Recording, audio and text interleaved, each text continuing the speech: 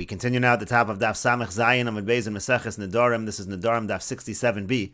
On the previous Amud, the Gemara was discussing the pasuk which talks about im hayo siyeh.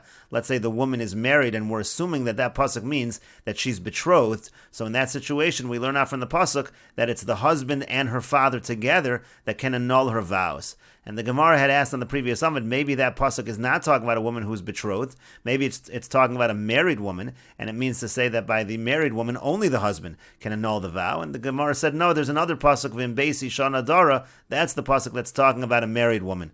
But the Gemara says, no, maybe they're both talking about a married woman, and the reason why it says it twice is to tell us that the husband is only allowed to annul the vows that take place after the marriage, but he can't annul vows that were there before the time of the marriage. But the Gemara says for that you would not actually need two psukim. V'lav memela shamat mina. We know that anyway memela from the second pasuk. It's clear from the words of the second pasuk that we're talking about the nedarim that happened after the marriage, and therefore it is clear that the first pasuk is talking about the time of Erisin.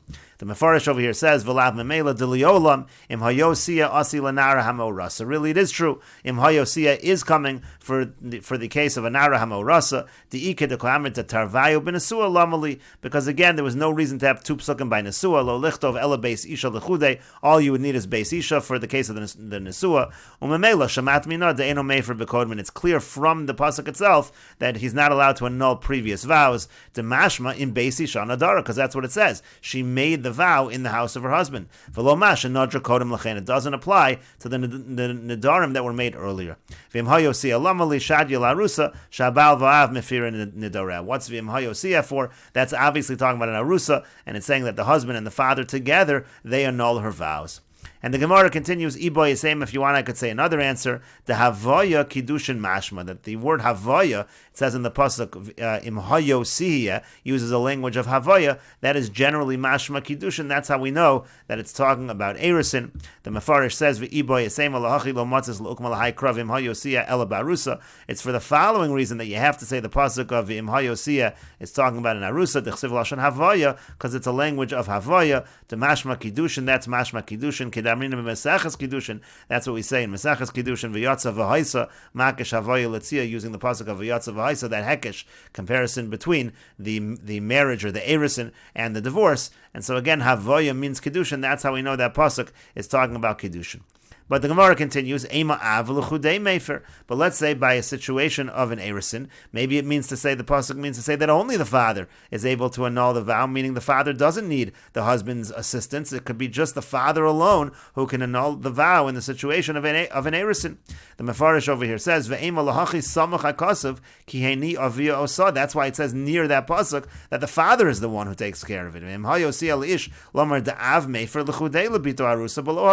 There's no need for the husband in that case. The father alone should be able to annul the vow. Maybe that is the meaning of the pasuk av l'chudei mefer.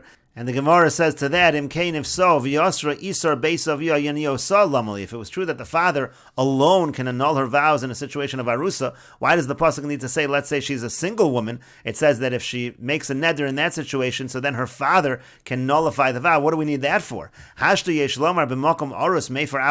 we've already said that when there is an arus, when she's betrothed, the father alone is able to annul. So do we even need to say it in a situation where she's a single woman, where she's not betrothed? It's obvious, and so therefore it is clear that it's not the father alone who's mefer by the situation of an arusa, but again it's the father together with the husband. But the Gemara continues, Ema avli boy aris v'aris l'chudei mefer. Maybe we should say that the father requires the aris to annul her vows, but the aris could actually do it on his own and does not require the father. But the Gemara says, V'chiteiman, if you're going to say to that, Av de kasav rachmana lamali, what's the point of even mentioning the father? If in the case of an arusa, the aris alone can annul the vow, so we don't even need to mention the father. The father is not providing anything here. And the Gemara says, no, we do need to mention the father. We can say that the father is needed, di hekem, because let's say the father upholds the vow, maybe at that point it's considered upheld, and the aris would not be able to annul the vow. That's why we need to mention the father. But again, maybe the aris alone is able to annul the vow. But the Gemara says, no, you can't say that, because imkain beis ishan adara lamai kasav. If that was the case, what's the point of talking about a situation of a married woman that the husband annuls the vow? That we would already know. Kal v'chomer, it's an obvious kal v'chomer. Umav v'mokom av arus mefer l'chudei. If you have a situation where the father really has rishus, because it's only a case of an arusa, and yet we say there that the Oris alone can annul the vow. So Shelo b'makom avmi boy, do we need to say anything about a situation by a Nesua where the father has no rishus? Of course, the husband is able to annul the vow on his own. And so therefore that would be too obvious. So from the fact that it mentions that the husband can annul the vow of his wife on his own in a situation of a married woman, so it's obvious that by an Arusa situation, it has to be the husband together with the father. But the Gemara says not necessarily. Maybe the reason why we have to mention the case of the married woman is because in that case there's a specific halacha that the husband can only annul the vows that took place after the marriage and not the vows that took place before the marriage. But the Gemara says you can't say that either, because because from that we would know that Oris Mefer Bekodman. We know that an Oris is able to annul the vows Bekodman. An Oris actually is able to annul the vows of his wife that took place before the time of the Erison. And of course that doesn't make any sense. Why would it be that in a situation of a married woman where the husband has more rishus, there he's not able to annul the earlier vows, but an Oris is able to annul the earlier vows? It can only be explained in one way. The only way that can be explained is because in the case of an Arusa, it's not just the Oris that's annulling the vows, it's actually the Oris together with the father. And that's how we see again that in the case of an Arusa, it's the Oris and the father together who annul the vows. That's why they can even annul the earlier vows. And in the situation of a marriage where it's only the husband who annuls the vows, so then we say that you're not allowed to be Mefer Bekodman, you cannot annul the earlier vows. The Ran over here explains, from the fact that you said that a husband in a situation of a marriage is not able to annul the earlier vows, you see from that clearly that the Oris only annuls together in partnership with the father. Because we've already said an Oris could annul the earlier vows. That comes straight from the pasuk. The pasuk says that there's an Erison and she had Nedarim upon her as if they were previously upon her. Those are the Nedarim she already had.